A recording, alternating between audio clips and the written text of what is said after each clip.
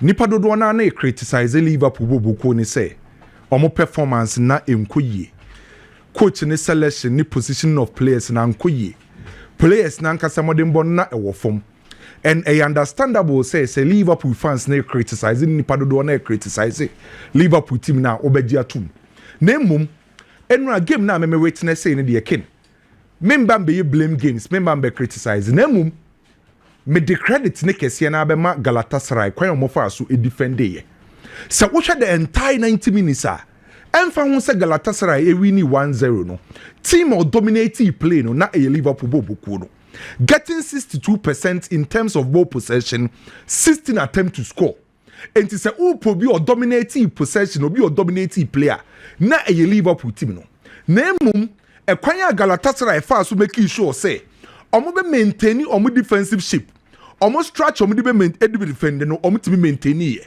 e kwan Galatasaray fa so etimi contain pressure Liverpool de mo no eye plus e de ma Galatasaray bobuku no enra enye team bia an obetima maintain sa shape e defend very well against Liverpool setup no enti sa wo check game na Galatasaray for na nshada attack bebre omo nshada dominate bebre na mom omo defend ni ye e contain Liverpool for no e stay focus omo avoid the errors and lead it to go enra omechire ho Zingo performance Davidson Sanchez performance Abdul Karim performance e we chiro na omo back four ni very solid and omo two defensive midfielders Lucas Sebastian Torreira anyhow Mario Lamina mo e protected the back line no and my team friends Galatasaray defensive shape no na e very solid check the number of blocks omo ye clearance omo ye tackles omo ye any recoveries omo ye entimejitum Liverpool fans no edi yaw omo criticize by to me born na me witness ye no me the credit mum ebema Galatasaray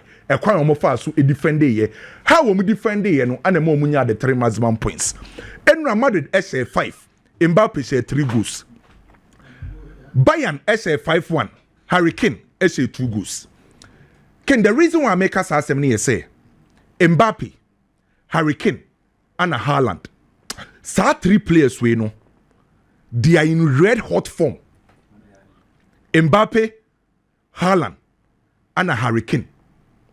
Omo form no mu no anwehye. Yembo season in ko baby o afin yewra October. Ken October na yewra mu no. Club and country.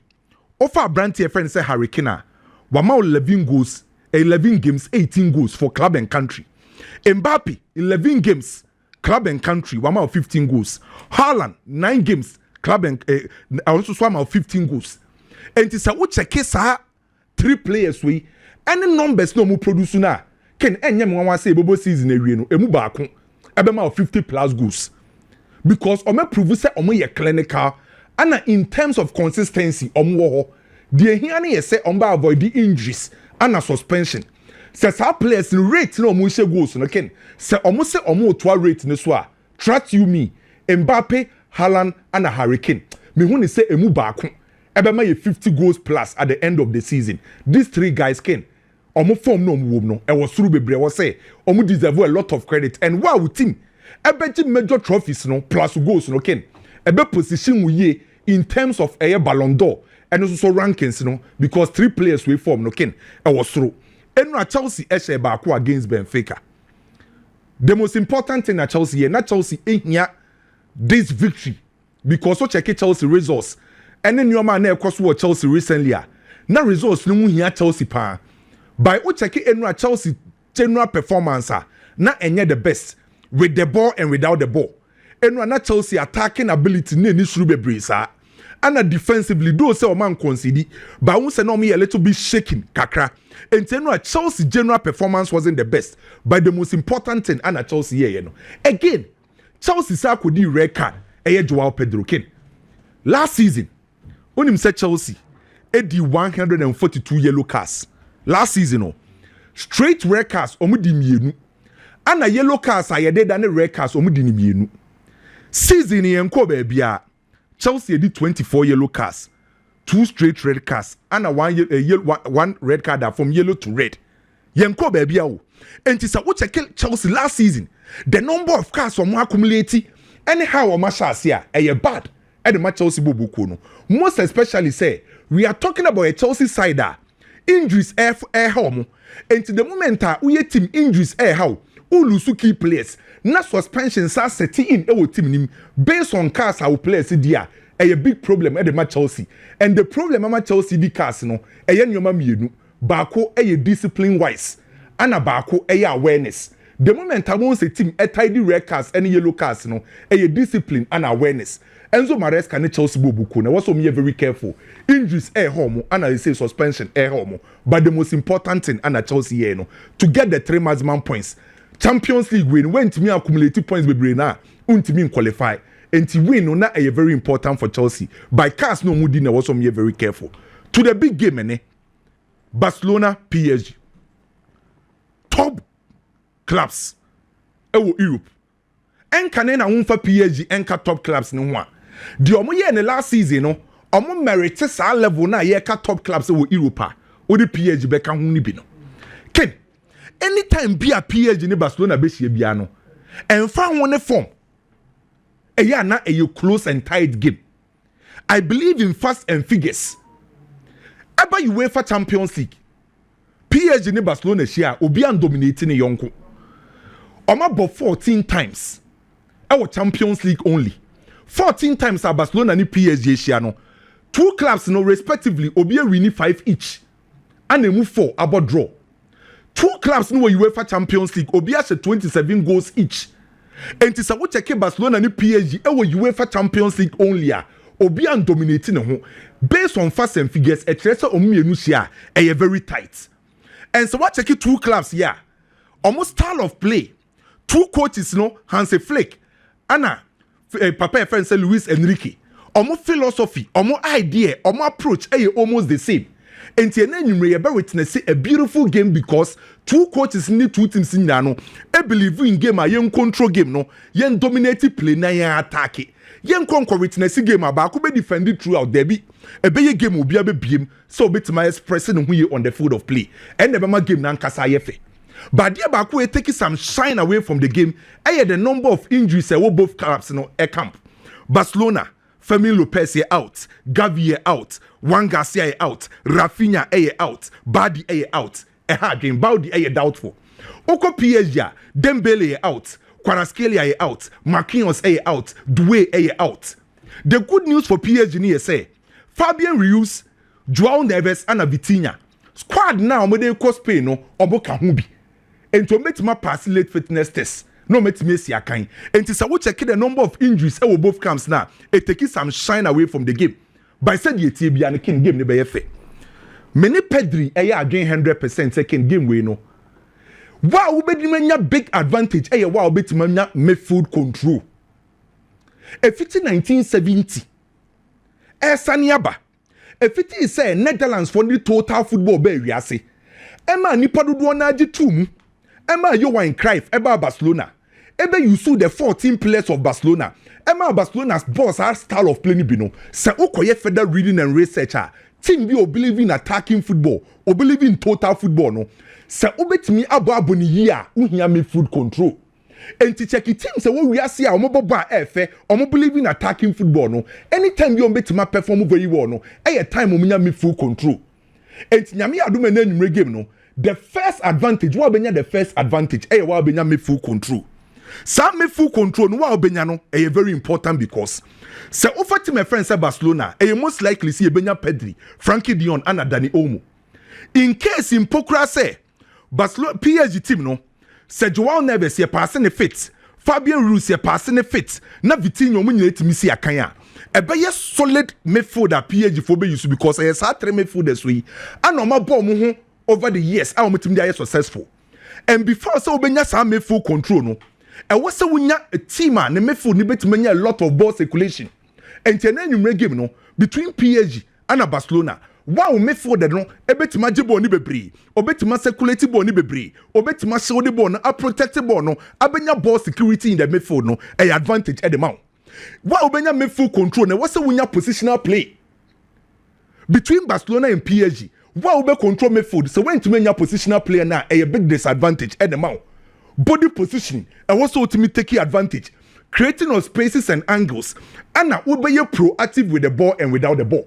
And to between these 2 clubs, Why and the dominated the midfield? Ken, based on players who are available for selection, fitness level, no. Mimi when they say Barcelona, you likely say Barcelona be dominated the midfield. Because Frankie de Jong, Pedri, and Dani Olmo. Satre midfielders, no. Frankie de Jong and the be operate with DRG for some players in a prepare. We mu players in a fit. But we squad no. And the way I know my crocro de Jong. But say mo patch say mo gina mo kura mo 100%. And yes excuse no mama. Say excuse no person we buy. Ah say ball no be no kura no money players. On players no mo no kura mo fit. But you series of examples are you bet me say we mu ye out we mu ye 100% fit. But you say game na say oh I like is 15 abebo. But and omo ka say omo fit no mo do on ball.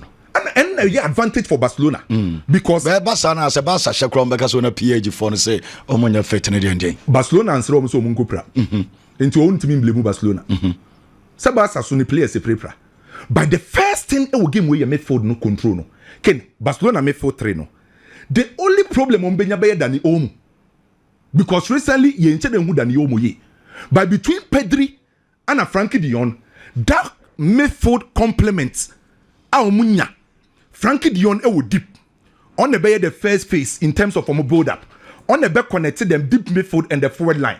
Na Pedri na aye the central midfielder or better pitch him to dominate the central midfield area.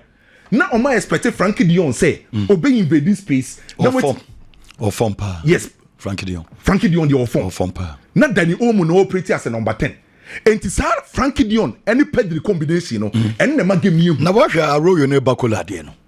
Arroyo ne Bakola ana say the bema advantage na ba na say Barcelona dominating midfield na PSG chase balls na e ba affect PSG offensive play because se PSG betima bo game ni bia I just some midfielders no so aba game nim some midfielders never game nim a e ho na obenya Hakimi Ashraf ana Nuno Mendes so mo say forward na etimi allow Bakola mo say wingers no benya space to operate. And 2 years ago, you see, and I say, as Arroyo once seen it that movie. Since that game was seen that movie. There be one incident in that movie. That's why for Ninya GD when the movie. Yeah, affect you. And that game in Pokrano, there was a tactical error from Xavi. Because at the time, record never, you know. Now we check it time ne woman now. Say, oh, but numerical disadvantage. And what's the winner one player or bet me a carry ball. A shorty player or be any come fast so you me a free game and a real Barcelona but me pretty sure say Hansi Flick in terms of in-game management he's one of the best. Okay, the same thing applies to PSG. PSG sunya me full control be hard game omo games ni similar coaches ni tactics is similar and to ken say tactics in adwuma you need individual brilliance. Okay, game changes Barcelona or Lamine Yamal or Rashford or Lewandowski or Ferran Torres or Pedri or Frankie de Jong. By PSG may see a lot of individual players on better master game, you know, Dembele, Kvaratskhelia, Doué, and it's about to 20 about Bakola, Lee can imo. So in terms of individual brilliance, a star play advantage for Barcelona. And again, Bakwa came to be honest on paper. Barcelona for no and a advantage our game win. Lee Canin and Goncalo Ramos. Bakola many big anymore. Yeah. Our form power na. Uniform sao. That is simple. Ana uniform. Oh, our form. Same for we dey say. Goncalo Ramos ni Lee Canin. We mu dey say. Masaka se phone na traffic. Ana ma game ni nyede no kwame. E ma game ni see honestly PSG front three. Desire Doe, Dembele, Kivicha Kvaratskhelia. Miensa ni nyina mo bo ni bi. Oh. But say Rafinha Junior. Mama ye miss me and sunny nyina mo bi. O je ba ko pe asam na yeki. Honestly, a take the sign out of the game. I am ya papa honestly. Kvaratskhelia prayer and mo ma game nyede. Fakra but say. And I hear Lamine better no. Nuno Mendes.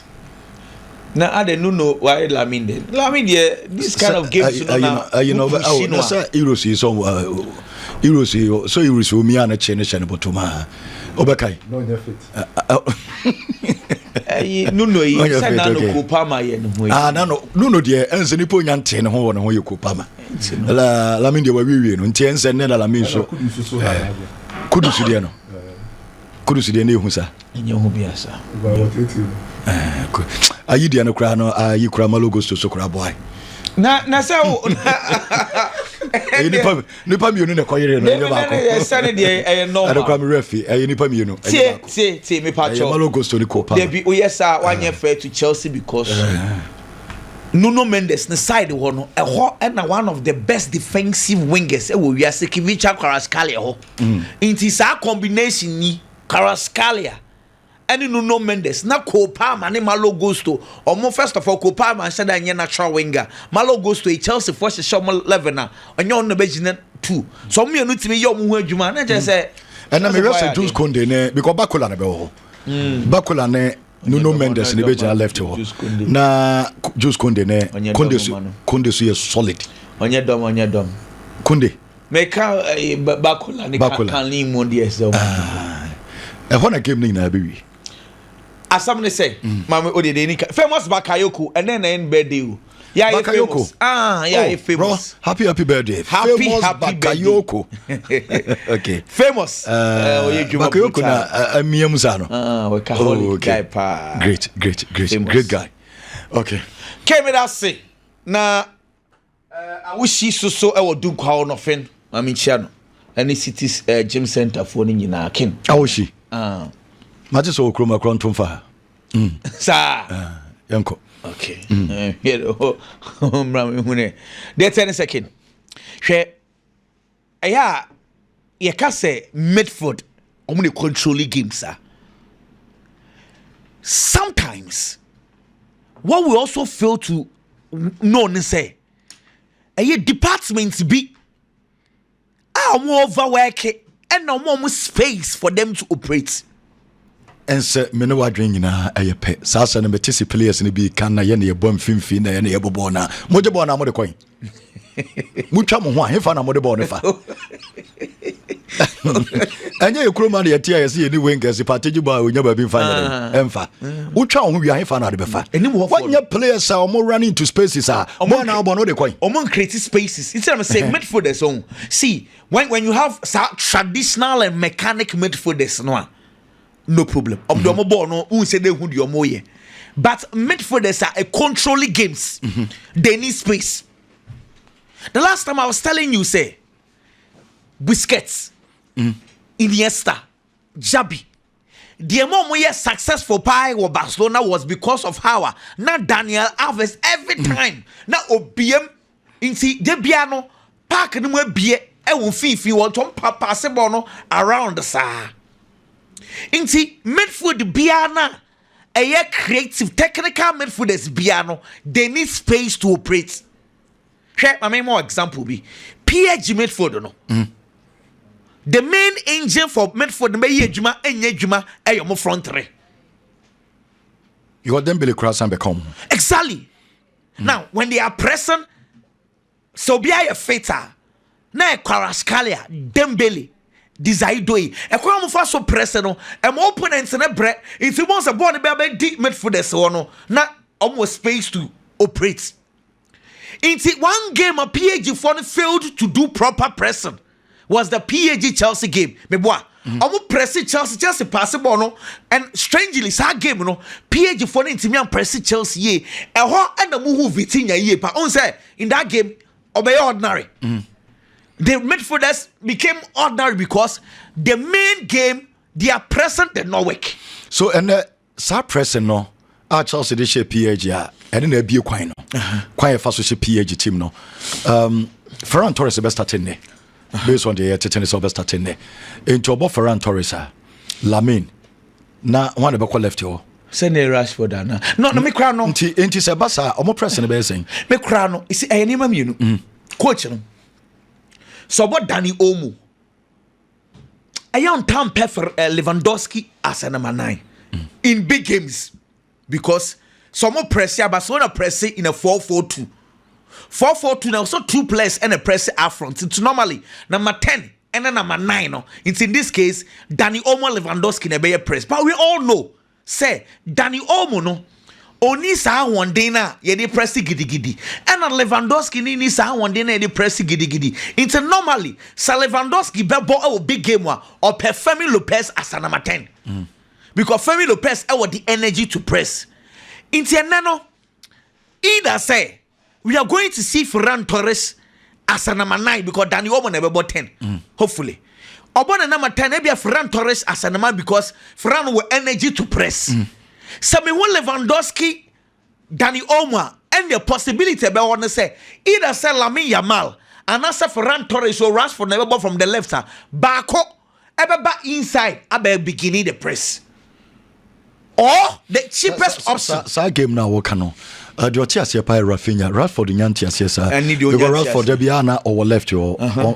This was a born answer Wakati. When you're born now, room. I think that's adaptation or the. Not me, Lami Yamala or back insider or beginning press so many times. I will games ma. That was Lewandowski need Danny Olmo. I Lami Yamal a buy inside, but can't Lewandowski umamoye. Rashford the end that said you okay, but. It could be solvable Lewandowski, Ferran Torres. It is also possible. And now we say Ferran on the left. But my point is say Ferran is best starting. And let me say it's either he's starting as a number 9 or he's starting from the left. Okay. Because making game way bench me here. It is important that you don't throw all your arsenals in the game. But about bench there, that means the PH in the bench. PH, me say PH problem. I'm a front trainer. Me not too comfortable with them. Can Lee. Gonzalo Ramos and Abakola. Oh, inti clearly.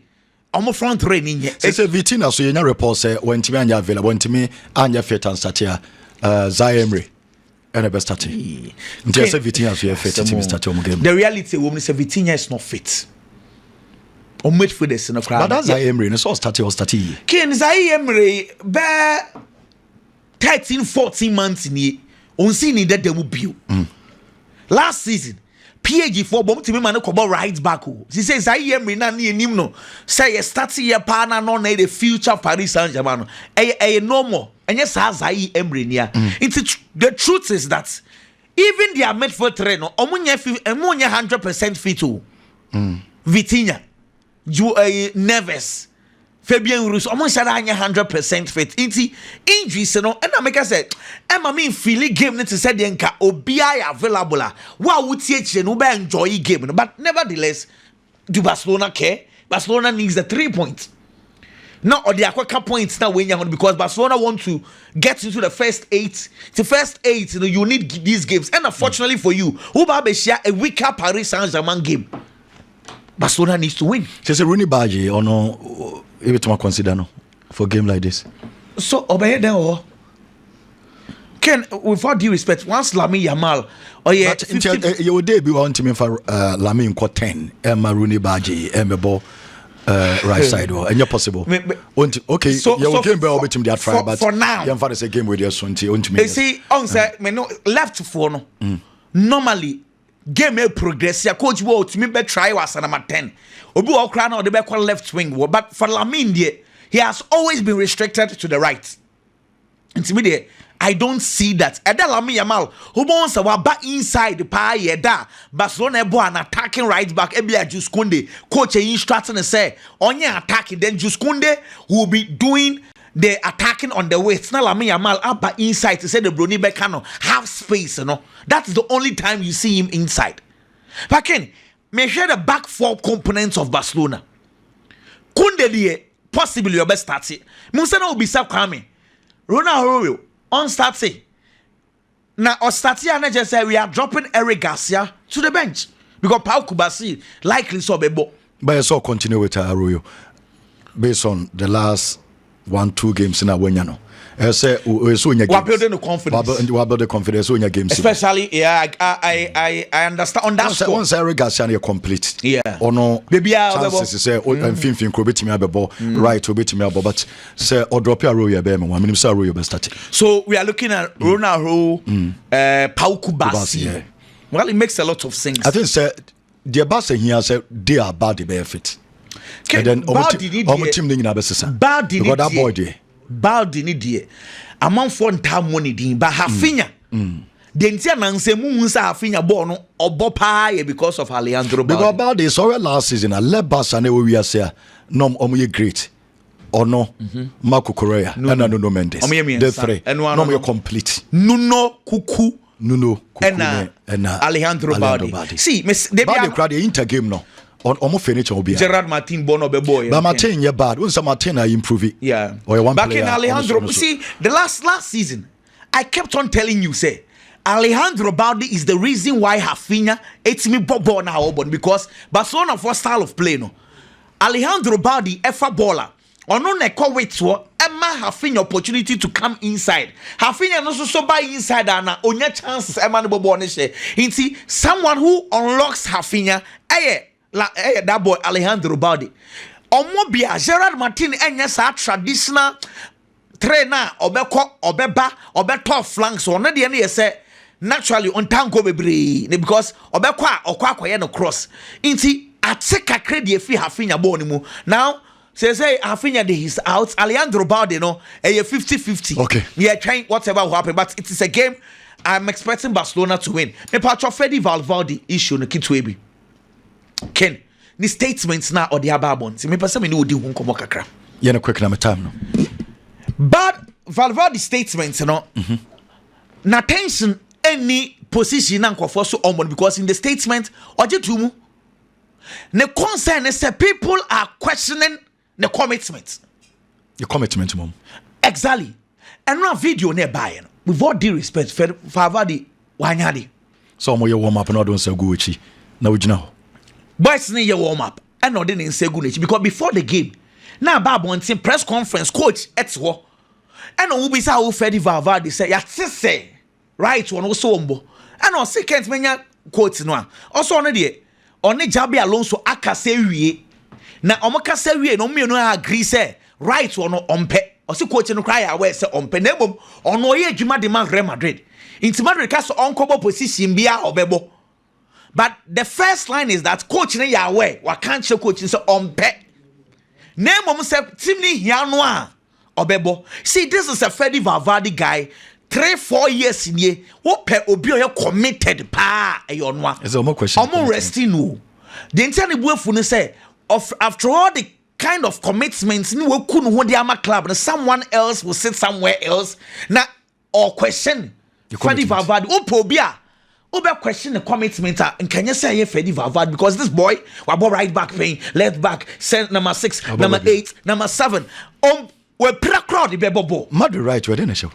Right one of the say boy no say yes boy nankasa no enflow farmer no nti wakasa ana enura ye start game one bobo ni bi the last time one bobo ni bi was bare last year 2023 mo bi no kra no na Madrid agi league na wi nti one bobo ni bi eno mo ye warm up kensen kamenya video no then we saw Valverde obi omo ye warm up. Okay. Ma wo sami am name Eben is Akwasi vibe. Akwasi say Lamine watete Nuno Mendes 2 years ago any match be ya. Big Obakai. Minkayo.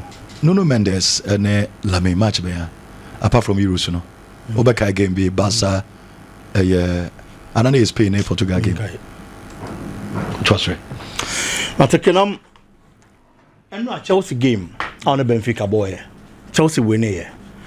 The most important thing team betimi enya a free game and a year of a league format mo because Chelsea Champions League group stage is a league format until the here na obeje 3 points after so ko lose to Bayern Munich na obetnefi no abo Benfica the here na Chelsea beche but me hear Chelsea ball na oboy na ken na me convinced with the Chelsea performance derby Chelsea dominate here possession wise Chelsea the control game that is very true but when you abotre na otena se hwe game no a wo say Chelsea problems are na owo no coach Enzo Maresca ne selection ne the problems li bi ka Chelsea ho Chelsea central defense because of injury o de bad ya shell bema enye problem eti defense na at a point ne look shaky but coach ni option bia Josh Champon ho but me sure so obebo bad ya shell because of the experience kakra owo but on other central defender Chaloba partnership and work that match because but they show me kind year this season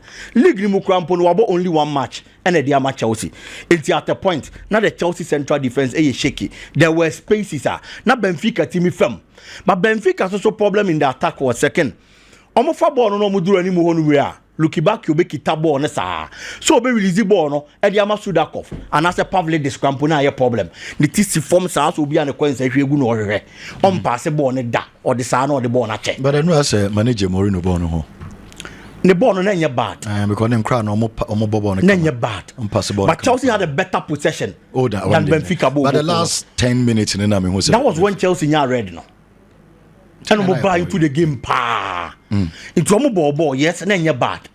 But baby I make us a coach in the selection the problem ni because Chelsea hono ken.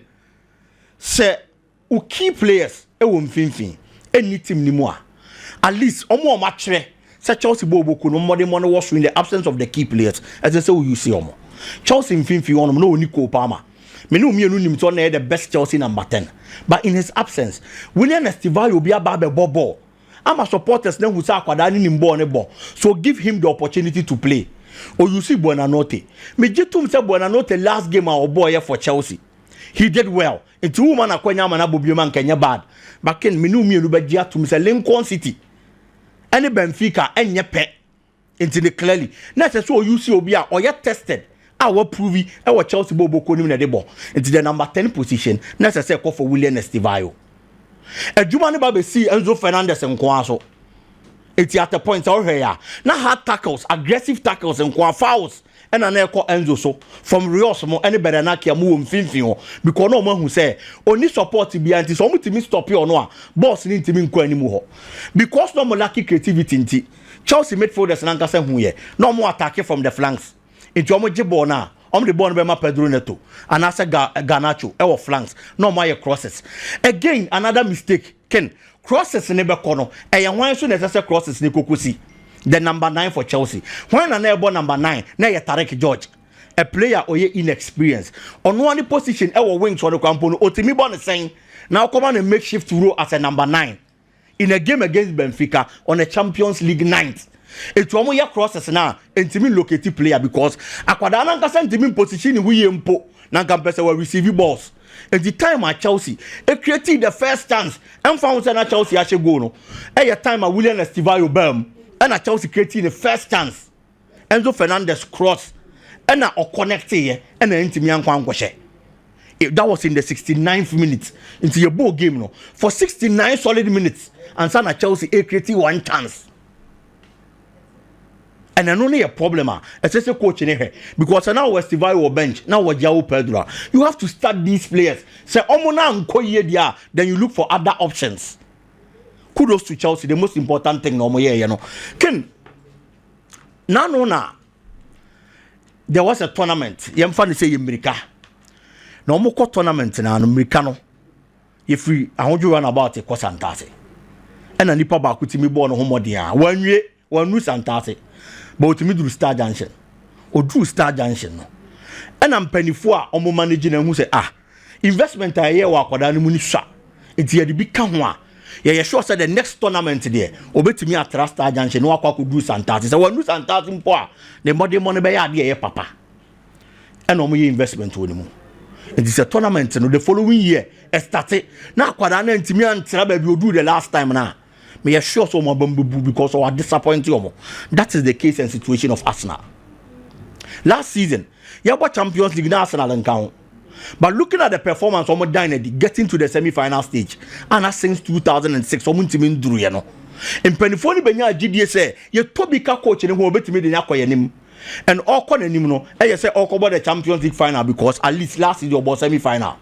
They have done good additions at the Amateta. Or my good additions in the arena. Or more expecting a good performance. It's before I will begin the semi-final stage in Humpo. And San Wako break it. And ko ye no want to be uncle do at least the group stage is there.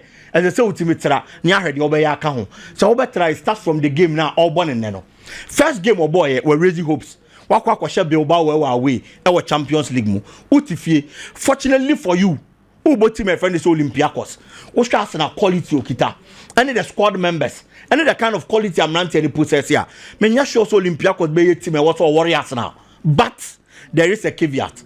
Olympiacos last game of Champions League ni what if you on purpose went to me and share. Into all bar way no. Or bar be head to be performance a be aside that, football analysis, history, statistics, any current form in the year. Historically, the last 3 travels are Olympiacos Enya to Emirates, Nina Washasana.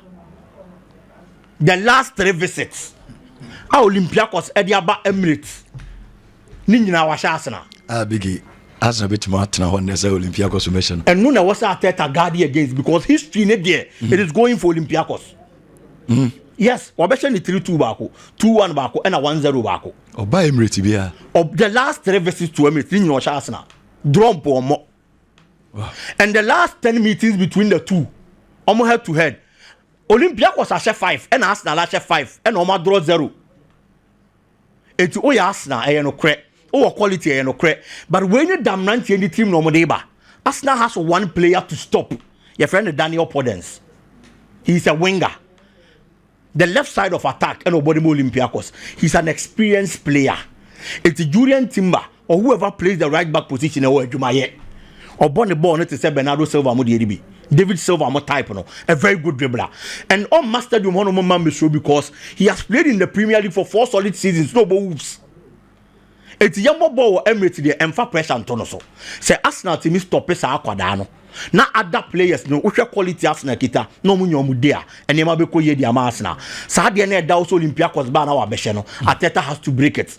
And me expect a resounding performance. Possibly a 3-0 win. For my Arsenal Boko no. No mon fan come anuntum. Okay. Napoli and Sporting. One game where be dicey kaka. Osha Sporting at this season almost 4 in your bad. Okay. About 9 matches. 9 matches no more. They've only lost 2. But confidence and that's advantage and Napoli Benyane say 9 matches now about big teams in a woman and Walusi to Omo. Walusi to Benfica and Walusi to FC Porto. It's the found say the form in the was on Oshia team and the more was or bread. Napoli will lose in the last game. Wabo. Menya sure so about Tenase. Say Sporting Lisbon and Brambeche Champions League ni mo e wo fie derby because the first game we lose to Manchester City. It is open advantage bi. Now with the gaining points, I gather momentum about the rest of the Champions League games are yes opportunity we are. Omo making sure so mo best stop 2 players Giovanni Quenda and the Trencao. Entiene Lobotka Jumana or no be here support e dey free Zambo and Gisa o. It's man focus on box to box. Jumani Bebre defensively he has a lot of things to do. Say the be on best stop Ahmed for no mutimi here no. Kevin De Bruyne and Scott McTominay any other players from more quality or Napoli no. Ken me jidi so mo behye. It wouldn't be easy, but a slim win there. As I saw at least 2-1 win before Napoli there. Normally the momentum to play the rest